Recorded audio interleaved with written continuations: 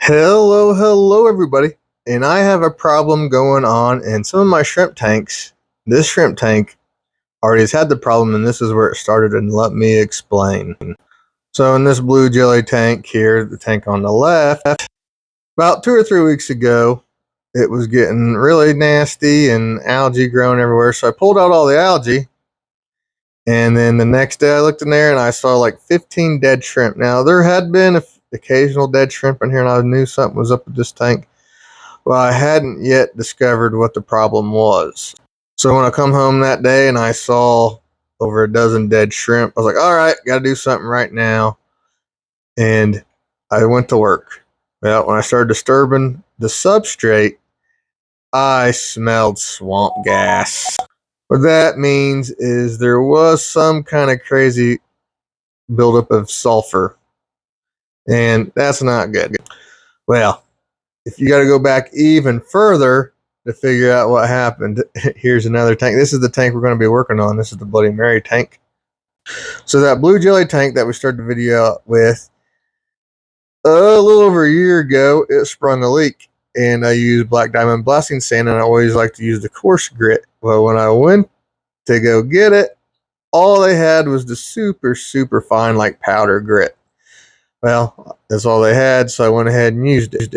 Something I didn't account for is the super fine grit. It was trapping the organic matter and forming gas bubbles. It wasn't, with it being the coarse stuff, allows flow to come in and out. The really fine stuff, it compacts, and then the organic matter gets down in there, and it nature takes its course. It's an anaerobic situation, and so you have anaerobic sulfides and sulfates form in those things, and those are deadly to shrimp and all aquatic creatures. So we're taking a look at some of the tanks that I think I reused to do that. So the tanks I redid with the super fine sand, here we are a little over a year later, and we're having problems. So the first tank I got to redo is this Bloody Mary tank. And so I am restarting this thing. We're going to drain it all the way down, suck it dry with the shop vac coming up right here. So some of the things you can do to avoid this is, mind you, I had really fine substrate and a really thin layer. Now the tanks with the coarser substrate and thicker layers of sand, I don't have that problem. But in these tanks where I do a thin layer of sand, they're basically just shrimp breeding tanks. They're not meant to look good. I'm just trying to breed a bunch of shrimp in them. And so I really need to, every time I reset, I need to suck it all out and restart over. But I didn't want to upset things because these tanks have been doing so good. So I got lazy and it cost me. And here we are. We've got it all completely started over. Complete hardcore reset. I left a handful of snails in there on purpose. And so these are the ones we got. Now this is a special Project Bloody Mary tank. And we're down to like 16 or 17 shrimp in there because, like I said, this tank was doing really bad. So what I've done is, these are some random scoops out of my Bloody Mary shrimp pond. And so what I'm going to do is pick out the absolute very best ones for my random scoops and put those into the new tank. So this is going to be the new tank shrimp. And then I'll take out all the very best ones out of this group, and we'll put the rest of them in the Skittles tank. And so I'm wanting to get this up to about 50. So we're going to be really high standards. So the ultimate goal of, I culled it down way too hard when I reset this tank, the Bloody Mary tank last time. And then something went wrong, so now we're kind of screwed. So I think now when I reset these tanks, I'm going to try to keep at least 50 shrimp. So that's what we're going to aim to do. We're going to try to... Alright, so this is the 5th one of these I've done. And so what I'm trying to do is pick out the best ones in here, and I'm putting them in our container with all the keepers. And of course, with the 3D shrimp nets, it's always a struggle to get them back in. And so we're looking for total saturation of color. There's one. Yeah, that male needs to not go. We got the good one in the container, and this one is in here. I'll go ahead and put this one in the Skittles tank over here to my right. Alright, let's find some more.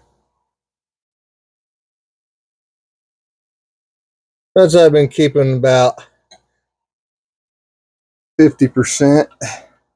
So I think we're probably well over 50 shrimp, like I was saying, but this tank is way behind schedule after messing up. And so I got to get this tank back on schedule. And that's what I like to use my ponds for. I'll have to show you guys the Bloody Mary pond for those who don't know about it. I'll show you guys that next. And these are just random scoops. Like I have the Bloody Mary pond, and I also have a blue jelly pond. And I look at those as like my bank of shrimp. And so whenever I need more shrimp, because I don't want to ever sell straight out of there, I always pick my shrimp.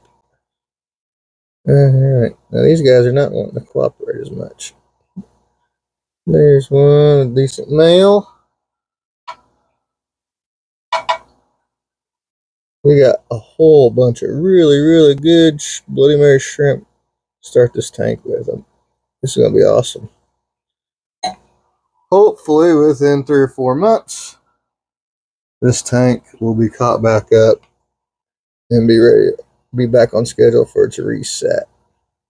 So we'll have all these good ones we're putting in here in 3 or 4 months. Then hopefully they make us lots of babies. All right. Lots of young ones. So that's a good sign. That pond is a shrimp factory. All right. See, there's some. I like the really dark ones for this line, for this special project one. So there's some that are pretty good, but they're not the real dark variety that I'm after. Oh, come on. We got bad. There we go. The bad one stayed in the net. I'm sitting here right beside my Skittles tank. See, right there is where I'm. That's the Skittles tank.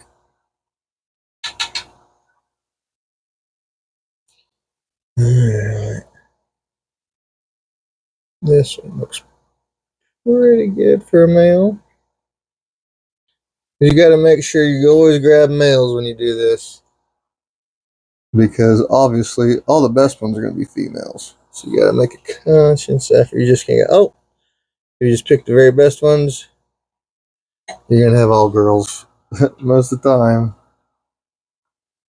All right. And let's see. Okay. The rest of these can go in the Skittles tank. All right. Let's get the bigger. There really ain't that many in this one. But this was 5 of them that I did for this tank. 5 random scoops. Oh, the Bloody Mary pond. All right. We got them all out. And this is my 100-gallon Bloody Mary pond and where I got those shrimp from. And you can see put some algae wafers in there, some random scoops, and we got shrimp everywhere. I want to do something with these Florida Sunset Crypts. I got more Florida Sunset Crypts. I don't know what to do with. So these are the ones that I've selected. There are a couple that were already in there that weren't perfect, but other than that, they are pretty Dang good.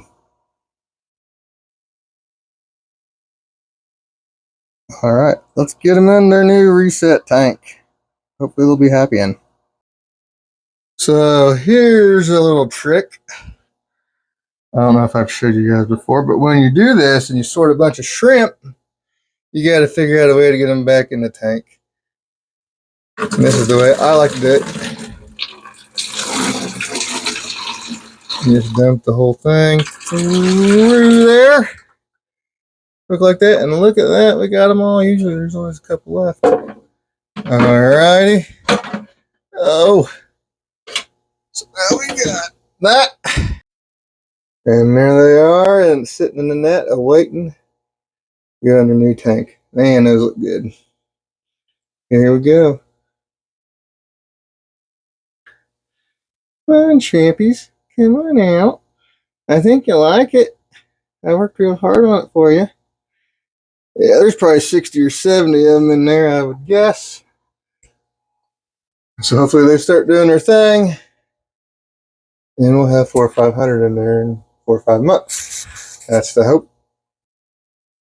So we still got bubbles from doing all the tank refilling, but we are good. The shrimp look relatively happy. And so there you have it.